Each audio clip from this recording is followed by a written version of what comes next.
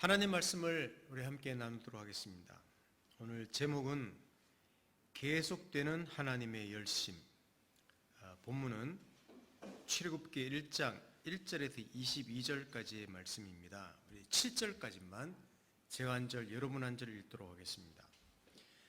야곱과 함께 각각 자기 가족을 데리고 애굽에 이른 이스라엘 아들들의 이름은 이러하니 르우벤과 시몬과 레위와 유다와 이사갈과 스불론과 베냐민과 단과 납달리와 갓과 아셀이요 야곱의 허리에서 나온 사람이 모두 70이요 요셉은 애굽에 있었더라.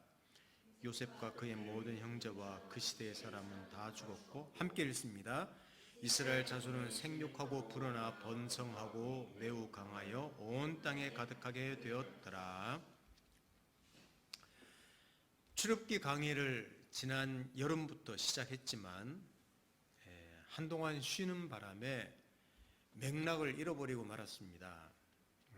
우리 여기 이전에서도 우리 산상수훈에 있는 말씀, 우리 쉼을 담는 교회가 가지는 의미, 왜 이름을 바꾸었는지 말씀을 근거로 몇 번 살펴봤지 않습니까? 그러다 보니까 저도 그 맥을 잃어버렸습니다. 그 이후로 9장부터 해야 되는데 쉽지 않더라고요. 여러분도 마찬가지라고 생각합니다. 그래서 새로운 장소에서 처음부터 새롭게 시작하려고 합니다. 반복해도 상관은 없죠. 그리고 오늘부터는 설교를 영상으로 올리려고 합니다. 한번 올린 걸 보시고 어떤지 한번 여러분이 반응도 한번 보여주시면 좋겠습니다. 창세기의 마지막 장면이 생각납니다. 하나님의 지시를 따라 극심한 기근을 피해서 애굽으로 내려온 야곱과 가족은 총리가 된 그 요셉을 만나고 그 보호 아래서 살게 됩니다. 자기 백성을 보호하시는 하나님의 열심이었고 하나님의 은혜였습니다.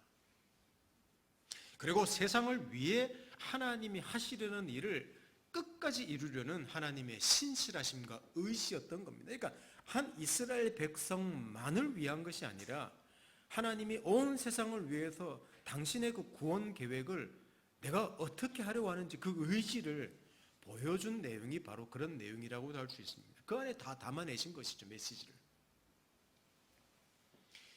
야곱은 자기 아들들을 축복하고 죽습니다.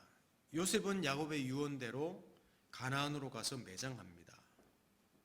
그때 아버지 야곱이 죽으니까 그 요셉의 형제들이 두려워하죠. 왜? 요셉이 자기를 팔아먹은, 동생을 팔아먹은 그 형들에게 복수를 할까봐 두려워합니다. 이때 요셉이 한 대답은 사실은 창세기 전체의 주제라고 해도, 아니 성경 전체의 주제라고 해도 과언이 아닙니다.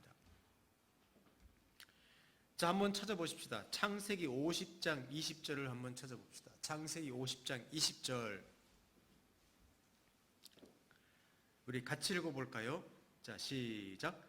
당신들은 나를 해하려 하였으나 하나님은 그것을 선으로 바꾸사 오늘과 같이 많은 백성의 생명을 구원하게 하시려 하셨나니 라고 되어 있습니다. 당신들은 나를 해하려고 하였으나 하나님은 그것을 선으로 바꾸사 오늘과 같이 많은 백성의 생명을 구원하게 하시려 하셨나니.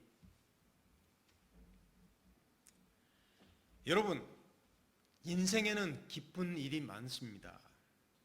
그러나 불합리하고 이해할 수 없는 일들도 참으로 많습니다. 하나님의 백성이라고 예외는 아닙니다.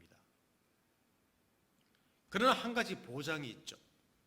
하나님께서 주관하신다는 사실, 그것이 우리의 보장입니다.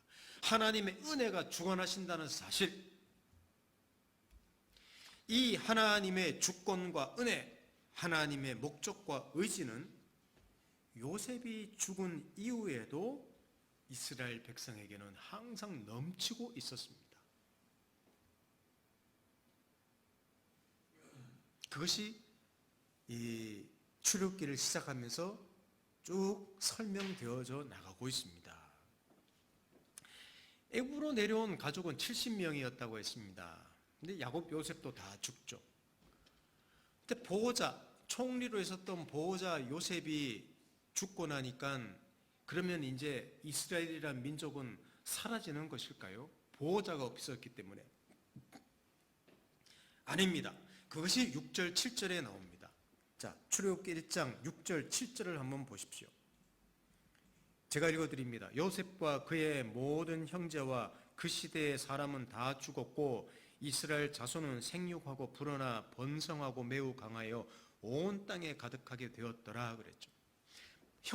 요셉과 형제와 시대 사람은 다 죽었는데, 자, 이스라엘 백성은 어떻게 됐다고 했습니까? 생육하고 불어나서 번성해서 온 땅에 충만하게 되었다, 이렇게 이야기하고 있습니다. 하나님께서 야곱에게 하셨던 약속을 성취하신 것입니다. 과거 야곱과 그 가족이 기근을 피해서 애굽으로 내려오기 전에 하나님이 나타나신 말씀을 보십시오. 과거에. 자, 창세기 46장 2절에서 4절을 한번 볼까요? 창세기 46장 2절에서 4절을 한번 보십시다. 자, 같이 읽어보겠습니다. 2절에서 4절 시작. 그 밤에 하나님이 이상 중에 이스라엘에게 나타나 이르시되 야곱아 야곱아 하시는지라. 야곱이 이르되 내가 여기 있나이다 하매 하나님이 이르시되 나는 하나님이라. 내 아버지 하나님이니 애굽으로 내려가기를 두려워하지 말라. 내가 거기서 너로 큰 민족을 이루게 하리라. 내가 너와 함께 애굽으로 내려가겠고 반드시 너를 인도하여 다시 올라올 것이며 요셉이 그의 손으로 내 눈을 감기리라 하셨더라 그랬습니다.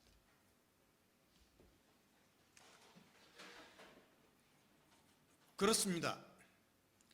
하나님의 약속은 성취되고 있습니다. 이것이 이스라엘 백성 그리고 우리의 보장입니다. 야곱에게 말씀하신 반드시 내가 큰 민족을 이루겠다. 이게 하나님의 약속 아닙니까?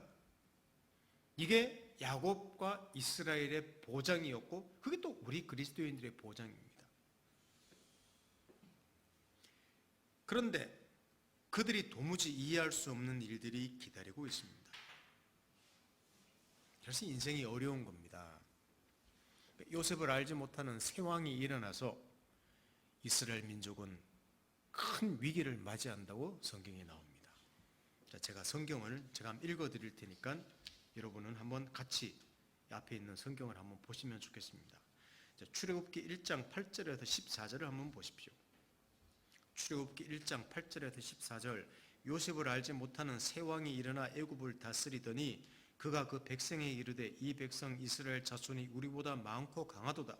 자, 우리가 그들에게 대하여 지혜롭게 하자. 두렵건대 그들이 더 많게 되면 전쟁이 일어날 때 우리 대적과 합하여 우리와 싸우고 이 땅에서 나갈까 하노라 하고 감독들을 그들 위에 세우고 그들에게 무거운 짐을 지워 괴롭게 하여 그들에게 바로를 위하여 국고성 비돔과 라암셋을 건축하게 하니라. 그러나 학대를 받을수록 더욱 번성하여 퍼져나가니 애굽 사람이 이스라엘 자손으로 말미암아 근심하여 이스라엘 자손에게 이 일을 엄하게 시켜 어려운 노동으로 그들의 생활을 괴롭게 하니 곧 흙 이기기와 벽돌 굽기와 농사의 여러 가지 일이라. 그 시키는 일이 모두 엄하였더라 라고 나오고 있습니다. 여러분, 이 애굽 왕은 누굽니까? 혹시 지난 여름에 우리 7월 달에 그때 설교했는데 그 기억납니까 여러분? 뭐 기억나면 제가 설교할 이유가 없죠. 이집트에는 많은 왕조가 흥망성쇠를 거듭합니다. 매우 복잡해요. 이집트 역사를 이렇게 공부하면 우리나라보다 훨씬 복잡합니다. 너무 왕조가 많이 바뀌기 때문이죠.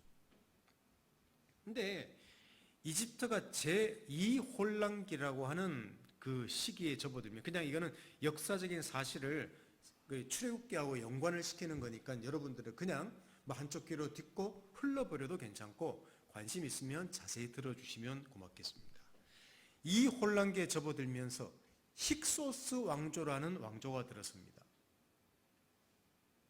그래서 한번 PPT 한번 보시면 여기 힉소스 왕조라고 갔죠. 주전 BC 1720년에서 1570년 동안 지속한 왕조입니다. 이때가 역사적으로 보면 중기 청동기 시대라고, 철기 시대도 아니에요. 청동기 시대라고 할 수 있습니다. 근데 이집트가 혼란할 때, 그러니까 가나안에서, 가나안이란 말은 지금 있는 이스라엘 땅입니다. 그 셈족 계열의 사람들이 이집트로 넘어와서 침입해서 이집트의 하부, 자, 지도로 말한다면, 자, 지도 한번 보십시오. 예, 지도로 말한다면 이집트라는 게 있죠. 이집트에 흐르는 강이 나일강입니다. 우리 지도상으로는 위에 있지만 저기가 하부라는 곳입니다. 상부에서 물이 흘러서 바다로 향하죠. 거기에 아바리스라고 하는 지명이 있고 그 밑에 고센이라는 지역이 있죠. 아바리스라는 곳에 수도를 정하고 힉소스 왕조를 세웁니다. 그게 이 지금 있는 지금 출애굽기 1장에 있는 상황의 역사적인 배경입니다. 힉소스라는 말은 외국에서 온 침략자 오랑캐라는 말인데 정통 이집트 민족이 아니고 셈족 계열의 오랑캐라는 말이죠. 그리고 15, 16 왕조를 이룹니다. 이때가 요셉이 죽고 85년 정도 지난 후니까 고센이라는 지방하고 아바리스라는 지방하고 가깝고 요셉은 모르는데 자기들하고 비슷하게 생긴 셈족 계열의 사람들이 엄청나게 많은 사람들이 있는 것을 보게 됩니다. 당연히 요셉을 모르는 왕이 세워졌다고 하니까 요셉을 모르죠. 넘어온 사람들이니까.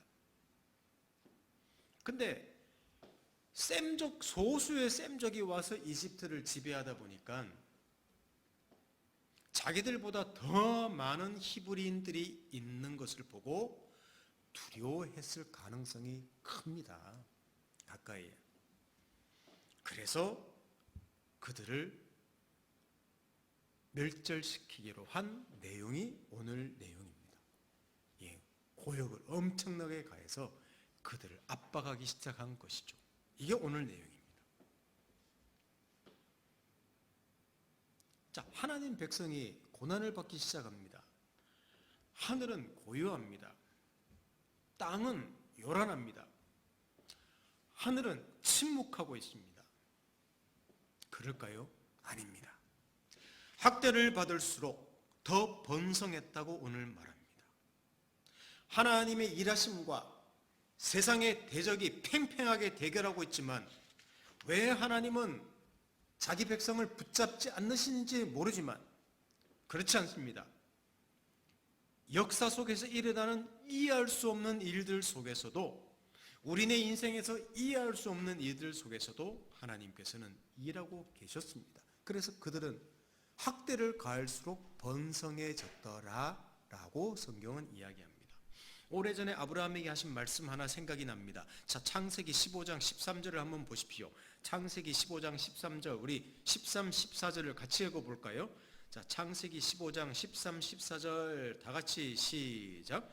여호와께서 아브라함에게 이르시되 너는 반드시 알라 내 자손이 이방에서 객이 되어 그들을 섬기겠고 그들은 400년 동안 내 자손을 괴롭히리니 그들이 섬기는 나라를 내가 징벌할지며 그 후에 내 자손이 큰 재물을 이끌고 나오리라. 복을 주실 것이면 복답게 주셔야지 왜 400년 동안 괴롭힘을 당하게 놔두시는 것일까?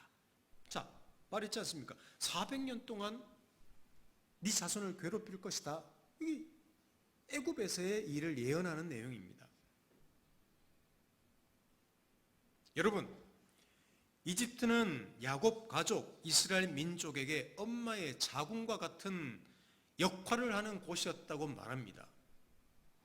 한 민족이 타 지역에 가서 사는데 요셉의 보호를 받으면서 살지만 결국은 이집트 아닙니까?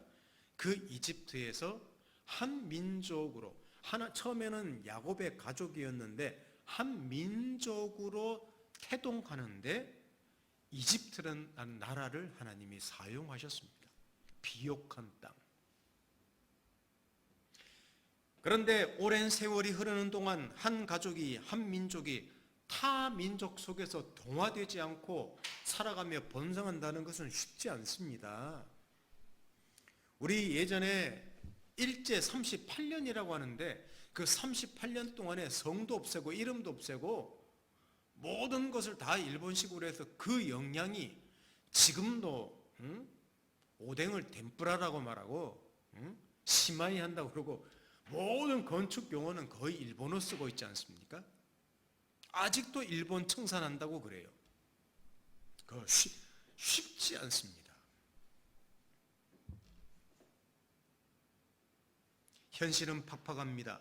내일이라는 소망은 없습니다. 원망하고 불평하고 공포 속에서 살아가기도 합니다. 이런 이해할 수 없는 고난이 야곱의 후손 이스라엘이라는 민족이 정체성을 지키며 살아내며 번성하게 했다고 오늘 본문은 이야기하는 겁니다. 자, 두렵고 소망도 없고 온갖 고난이 있고 그러면 없어져야 되는데 오히려 그것이 하나님 백성이라는 정체성을 유지했다는 것입니다.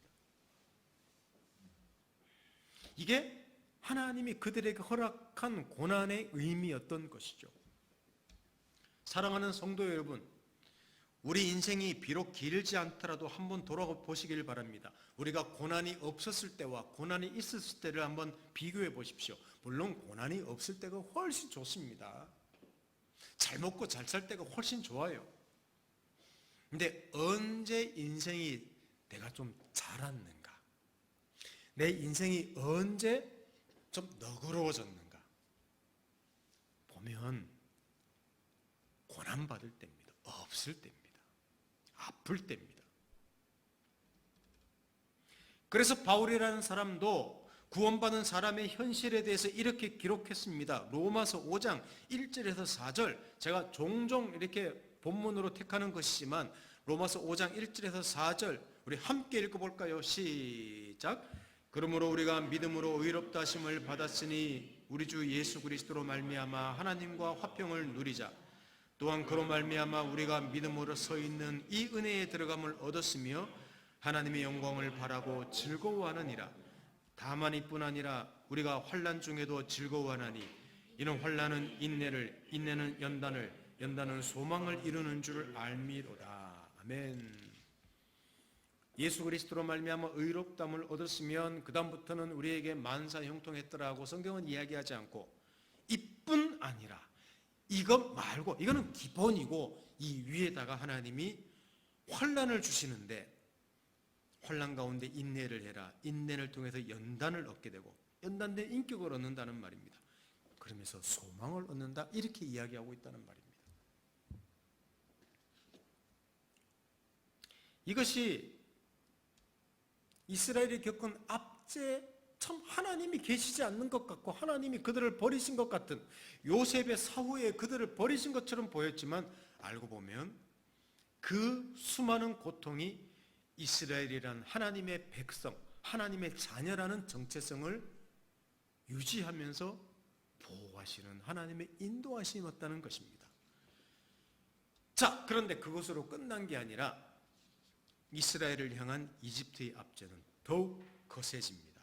자, 출애굽기 1장 15, 16절을 한번 보십시오. 자, 출애굽기 1장 15, 16절 함께 읽겠습니다. 시작. 애굽 왕이 히브리 산파 십부라라 하는 사람과 부하라 하는 사람에게 말하여 이르되 너희는 히브리 여인을 위하여 해산을 도울 때 그 자리를 살펴서 아들이거든 그를 죽이고 여기서 말하는 애굽 왕은 또 다른 이집트 왕조의 바로입니다. 우리는 성경 읽기 때문에 뭐 같은 바로 파라오라고 말하고 있지만 다른 파라오예요. 이 아들을 히브리인의 아들을 죽이라는 파라오는 식소수 왕조 셈족 계열의 이방 왕조를 몰아낸 그리고 이집트를 해방시킨 18왕조라고 합니다. 그런 게 있다고 아십시오. 중에 한 사람입니다. 자, 한번 PPT 한번 볼까요? 예전에는 제가 주보에 이거 한번 실어드렸죠. 보면 18왕조는 주전 1570년에서 1304년에 아흐모세라고 하는 사람부터 시작해서 아메노테 3세, 그 이후로도 말기 때 또 나옵니다. 이는 쭉 여러 사람들이 있다고만 그냥 그런 게 있구나라고만 이해하시면 됩니다. 이 첫 두 왕인 아흐모세와 아멘호텝 1세 중 한 사람일 것이라고 합니다. 이랑 이름도 어려운데, 아니 태종태세 문단세도 외우기 힘든데 무슨 아흐모세, 아멘호텝 1세, 그냥 성경의 역사 중에 있는 거니까 그렇게 이해만 하시면 됩니다. 세계사도 공부한다고 생각하시고. 이 왕조도 요셉을 잊었을 것입니다.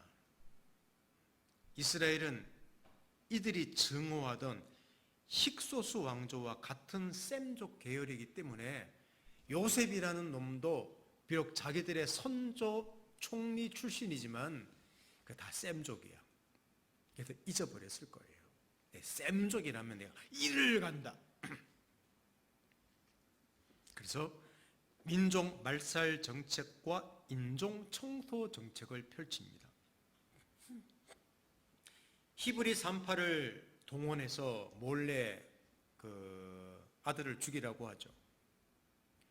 히브리 산파들을 회유한 겁니다. 만일 애굽 산파를 쓰면 두려워하게 되지 않습니까? 히브리 산파를 쓰니까 속아 넘어가기 쉽죠.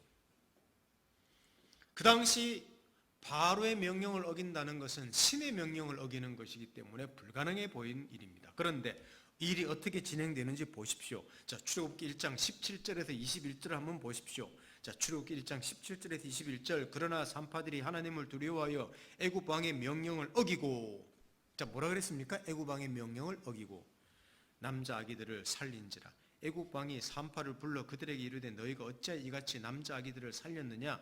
산파가 바로에게 대답하되 히브리 여인은 애굽 여인과 같이 아니하고 건장하여 산파가 그들에게 이르기 전에 해산하였더라 하며 하나님이 그 산파들에게 은혜를 베푸시니 그 백성은 번성하고 매우 강해지니라.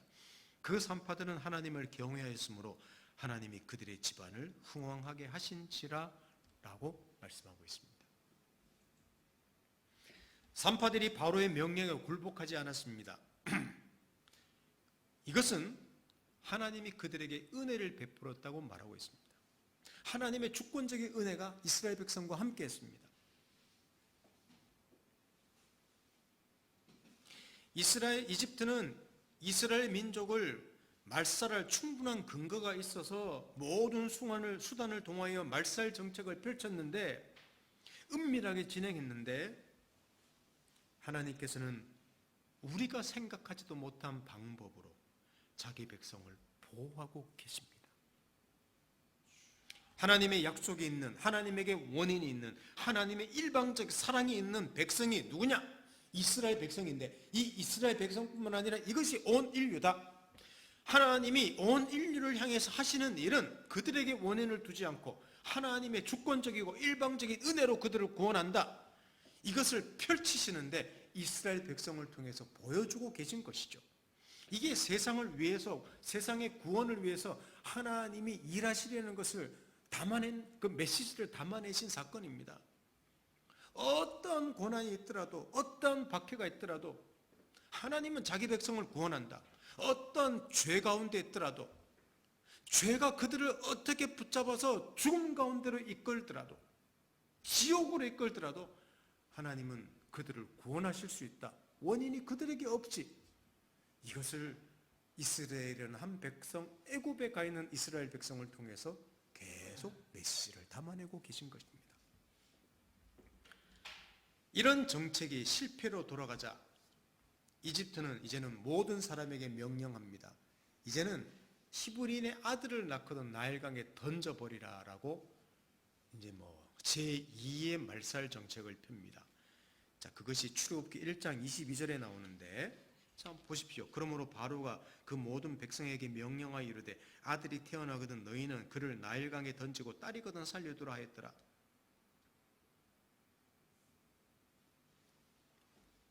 저희 집이 그 당시 태어났으면 우리 가족은 한 사람도 안 죽었을 것입니다.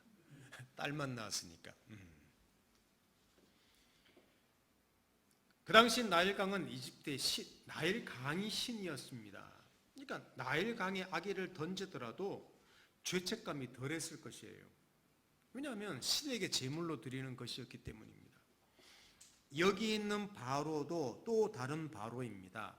아까 18왕조의 이 투트모세 1세라는 사람이라고 추정합니다.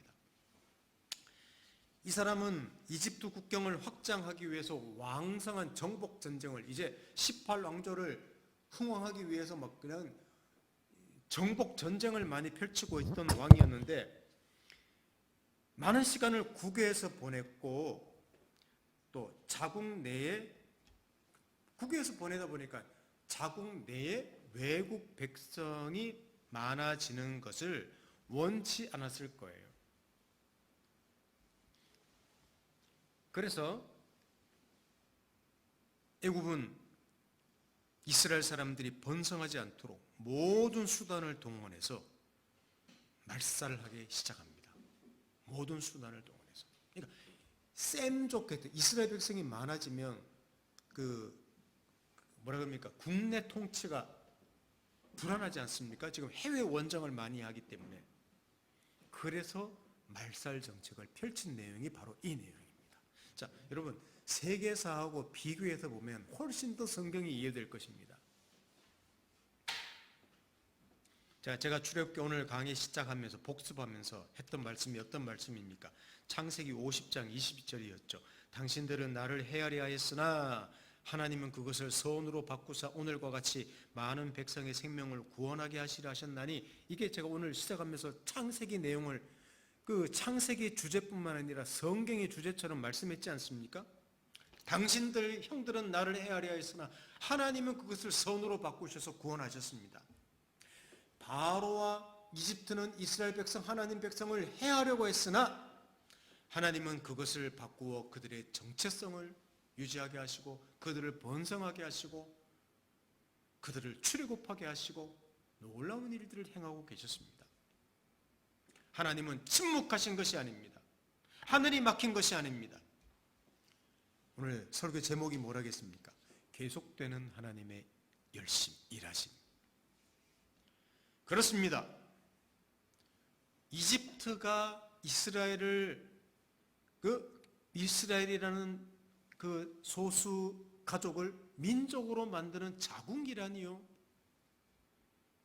이해할 수 없는 고난이 하나님 백성의 정체성을 지키는 수단이라니요. 인종 청소 수단이 오히려 번성의 수단이라니요. 이해될 수 없는 하나님의 일하심입니다. 사랑하는 성도 여러분, 우리가 겪는 많은 이해할 수 없는 고난과 일들도 우리를 자라게 하시는 하나님의 일하심의 도구가 됩니다. 될 수 있는 게 아니라 도구입니다. 될 수 있다 그러면 아닐 수도 있는 것이죠.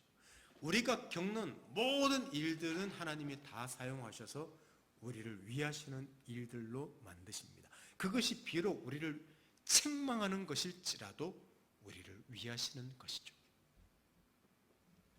그리고 그 어떤 것들도 하나님의 사랑에서 끊을 수가 없습니다. 마지막 성경 구절입니다. 로마서 8장 38, 39절을 함께 읽어보겠습니다. 로마서 8장 38, 39절. 자, 다 같이 크게 한번 읽어보십시다. 외치듯이 시작. 내가 확신하노니 사망이나 생명이나 천사들이나 권세자들이나 현재일이나 장래일이나 능력이나 높음이나 깊음이나 다른 어떤 피조물이라도 우리를 우리 주 그리스도 예수 안에 있는 하나님의 사랑에서 끊을 수 없으리라. 아멘. 쉼없이 계속되는 하나님의 열심, 하나님의 일하심이 있기 때문입니다. 그래서 우리는 이런 선언을 할 수 있습니다.